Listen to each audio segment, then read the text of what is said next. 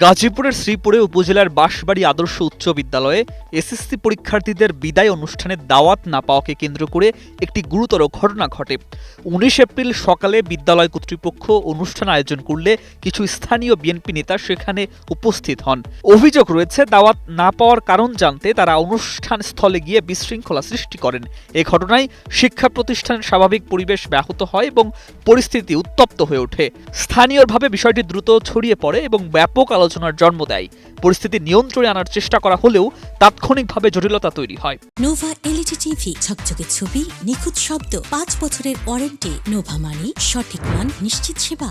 অভিযোগ অনুযায়ী উপস্থিত শিক্ষকদের শিক্ষার্থীদের সামনে গালাগাল করা হয়। এ সময় বিদ্যালয়ের অফিস সহায়ক আব্দুস সামাদকে মারধর করার ঘটনাও ঘটে। অনুষ্ঠানে ব্যবহৃত মাইক্রোফোন কেড়ে নেয়, পুরো আয়োজন ফেস্তে যায়। শিক্ষার্থীদের মধ্যে আতঙ্ক ছড়িয়ে পড়লে তারা এদিক সেদিক ছোটাছুটি করে স্থান ত্যাগ করে। এরপর বিএনপি নেতারা বিদ্যালয়ের অফিস কক্ষ ও প্রধান শিক্ষকের কক্ষে তালা ঝুলিয়ে দেন। ঘটনার পর এলাকায় ব্যাপক উত্তেজনা ও উদ্বেগ সৃষ্টি হয়।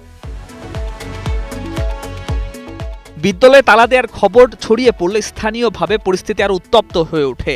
স্থানীয়রা দ্রুত ঘটনাস্থলে এসে পরিস্থিতি শান্ত করার চেষ্টা করেন। প্রায় ১ ঘন্টা পর অভিযুক্তরা আবার বিদ্যালয়ে ফিরে এসে তালা খুলে দেন। এর ফলে ধীরে ধীরে পরিস্থিতি স্বাভাবিক হতে শুরু করে। তবে ঘটনার রেশ এলাকায় দীর্ঘ সময় ধরে বিরাজ করে। স্থানীয় রাজনৈতিক অঙ্গনে বিষয়টি নিয়ে তীব্র প্রতিক্রিয়া দেখা যায়। ঘটনার পর গাজীপুর ইউনিয়ন বিএনপি জরুরি সভা আহ্বান করে। ২০ এপ্রিল অনুষ্ঠিত ওই সভায় ২২ জন সদস্য উপস্থিত ছিলেন। সভায় অভিযুক্তদের বিরুদ্ধে সাংগঠনিক ব্যবস্থা নেওয়ার সিদ্ধান্ত হয়। এরপর তদন্ত প্রতিবেদন উপজেলা বিএনপির কাছে জমা দেওয়া হয়। উপজেলা বিএনপি প্রতিবেদন পর্যালোচনা করে শাস্তিমূলক সিদ্ধান্ত গ্রহণ করে। স্থানীয় সংসদ সদস্য অধ্যাপক ডক্টর এস.এম. রফিকুল ইসলাম বাচ্চু তদন্তের নির্দেশ দিয়েছিলেন। পরবর্তীতে গাজীপুর ইউনিয়ন ও উপজেলা বিএনপি যৌথভাবে কঠোর সিদ্ধান্ত নেয়। বিএনপির ৬ নেতাকে আজীবন বহিষ্কার করা হয় বলে বিজ্ঞপ্তিতে জানানো হয়। বহিষ্কৃতরা হলেন মোহাম্মদ সারোয়ার আওয়াল, মান্নান মাস্টার, মোহাম্মদ হাসমত আলী হাসু। তালিকায় আরও আছেন মোহাম্মদ আরমান আলী, মোহাম্মদ মাহবুব আলম ও Mohammad Rafiqul Islam.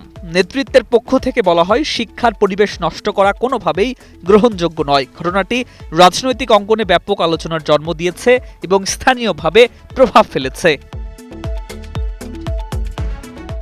News desk, ২১ television.